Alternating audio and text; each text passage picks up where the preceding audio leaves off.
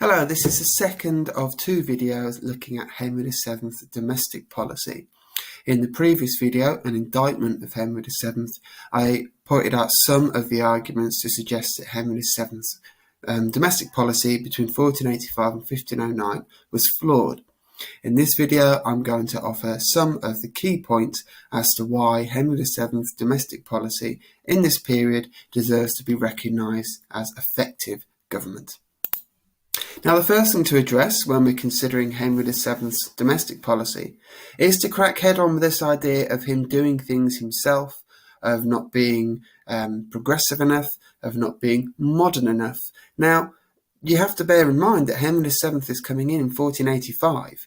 He is a medieval monarch. He is taking control of a medieval country, and to expect him, as well as trying to stabilise his rule over the country, to expect him in this period to also mount some kind of revolution in Tudor government is simply unrealistic. The fact that he lays the foundations by which such a revolution can later take place, largely thanks to Thomas Cromwell, is testament to the solid foundation that Henry VII's personal monarchy approach achieves. Now, one of the key discussions and arguments whenever the issue of Henry VII's domestic policy comes in is his policy towards the nobles. And yes, it's true that his approach towards the nobles can be seen as hostile. But this is to misunderstand the purpose. Effectively, what Henry VII was doing was to realign and rebalance government as it traditionally had been, with the king is clearly in power and the nobility in their regions as servants of the king. Far from removing the importance of nobles or challenging their deserved status, all Henry VII was doing was realigning this and making it so the country had a more stable foundation on which to build across the rest of his reign and those that followed. If we look across the time of his predecessors, successive monarchs, due to the circumstances, had effectively bowed and kowtowed to the needs of the nobles. So eager had they been to get the support from the nobles and this idea of loyalty from the nobles that they had bent over backwards to give the nobles whatever they wanted. They had allowed crown finance to diminish whilst noble power grew, not paying their way. Justice being placed in the hands of the nobles so they could fix juries and they could control and use patronage and nepotism to control their own areas, like a mini king. The nobles were the ones who were able to gain land. Crown land had been given away to nobles for them to be able to create their own personal fiefdoms, and perhaps most damning of all was the growth in private armies. Standing armies held by nobles during this period. If Henry VII, a usurper, was going to stabilise his hold over the country, he had to deal with this, and to his credit, he dealt with it head on, whilst also empowering those nobles who did show they could be trusted. There was not a line of executions following his ascendancy to the throne and his seizure of power. Instead, he put in place measures by which the nobles could prove through good behaviour that they were loyal to him, the king. And all of this would benefit the country. It was good policy. Seemingly controversial measures that Henry put into place to do with prerogative rights, to do with feudal dues, to do with getting the nobles to pay for those costs that they had been avoiding throughout the period of the Wars of the Roses. Most notably, the bonds and recognisances. It shows here that Henry was realising that these measures were necessary to keep subjects under his control who otherwise might have worked against him. And it's no surprise, thanks to this effective domestic policy, that for a usurper coming during the tumultuous period of the Wars of the Roses, Henry VII faces precious little genuine opposition, other than the unsuccessful attempts to masquerade as somebody with a stronger claim. Henry VII's domestic policy works. People feel like they're better off under his rule. And it is important to point out that no matter how upset we can perceive people of being about Henry VII's approach. He was legalistic to a fault. He made sure that all of his actions came within the law. Yes, there were examples where that law, such as the dating of Bosworth to the dating of his monarch to a day before Bosworth, was perhaps playing fast and loose, but which monarch has not done that? But in effect, most of what he did was simply getting the machinery of government to work again. Those aspects that had been abandoned and forgotten and not duly paid attention to during the period of the Wars of the Roses, Henry VII was in effect rebuilding the monarchy and doing that through solid domestic policy. In effect, things like feudal rights, it's not really fair to accuse Henry of malice or even of avarice, something this greed is regularly accused of, when he was simply restoring what was legally owed to the crown. Yes, nobles were unhappy about this, but displeasing the nobles surely should not be our criteria for deciding whether his domestic policy is effective or not.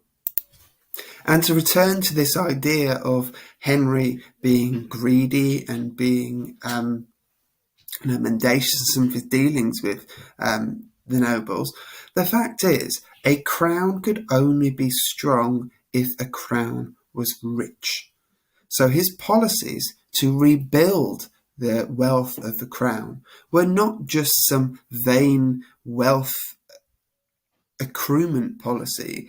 It was necessary for the success of the crown, not just for him, but also for those that followed. Henry cannot be expected to censure loyal servants like Empson and Dudley, who were supplying what he wanted. Yes, it's controversial. Yes, it might not be something which we would consider in the modern age to be transparent and open and fair rule, but nobody in the 15th century was operating to the standards by which we would hold our government accountable to today. So under Henry, rather than men being powerful based on their lineage, based on often what position they took within the Wars of the Roses and how they built up their personal fiefdom, instead men under Henry VII are powerful thanks to their loyalty to the king. Sir Reginald Bray, as Chancellor of the Duchy of Lancaster, being a fantastic example. It was key to restoring the credibility and the centrality of the crown. This includes the promotion of the gentry. This includes demonstrating the power of the crown to make men. And in fact, in terms of domestic policy, this empowerment of the gentry is extremely successful, not least in the realms of law and order. The empowerment of the justice for the peace is absolutely crucial to re-establishing the authority of the crown over regions where for a considerable period of time the king's authority had barely touched.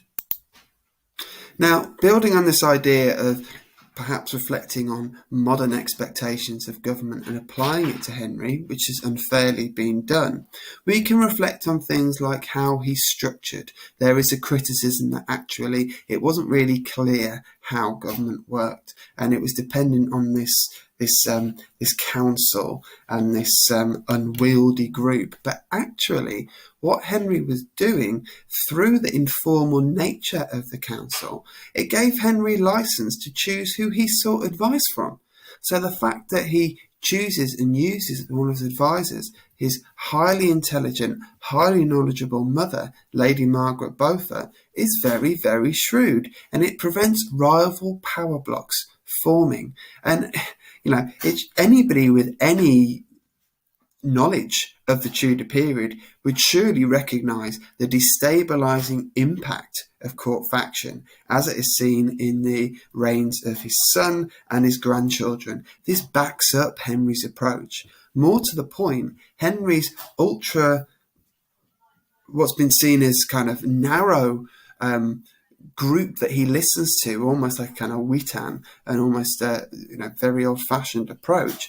Well, his caution and his paranoia is surely backed up by the fact that we get the betrayal of Stanley. It seems to prove all of Henry's concerns about noble threats to be accurate, and the Wars of the Roses was in very recent past. Henry perhaps was expected to be just another footnote in the saga, rather than, as we look at now, as the man who restores the primacy of the crown and brings some much needed stability to royal rule in England.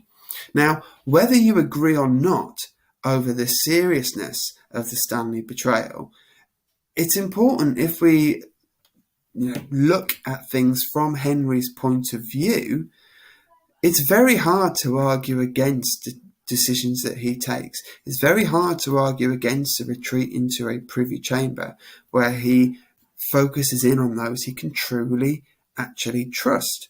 In fact, is it not in the best interest of the country that he uses this opportunity to double down and rely on those who he can trust to get through this tricky period? Now, probably the most criticised aspect of Henry VII's domestic policy, very much linked into the seemingly unruly ways of Empson and Dudley, can be looked at in his final period, the final 7 years of his reign. But then it's important to look at the contributing factors here. He loses his wife Elizabeth. We've had the death of Arthur. We have several problems which, including his own ill health, where he nearly dies, which collude to suggest to Henry VII that he needs to watch what he's doing, and his likelihood of trusting those who he does not know intimately is going to take a hit. That's just human nature. Now, something that's commonly he's been charged with, again, in this distrustful and this idea of acting in a way that was like a dictator rather than bringing a progressive change to England, is his calling of Parliament. But he didn't snub Parliament. He just didn't need them. The making of the machinery of government work again was based on using existing laws and actually prosecuting them in a way that hadn't been done before. There was not a need for a raft of new legislation, and although he didn't call Parliament often, when he did, it was for highly significant actions, such as predating his reign and issuing attainders in order to keep the peace within the country.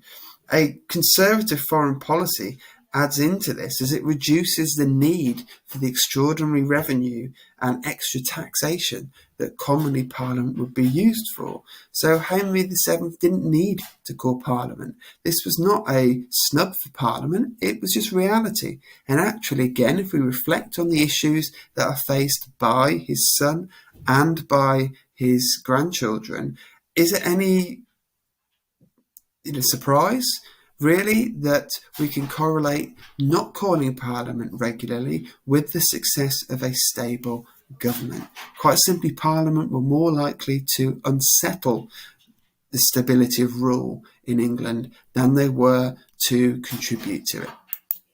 And finally, to take on this idea of Henry not being an innovator, it seems strange to me to target a criticism of a domestic policy which was based on getting things up and running again, to criticise that for not coming up with brand new things. It's completely to misunderstand what was needed at the time.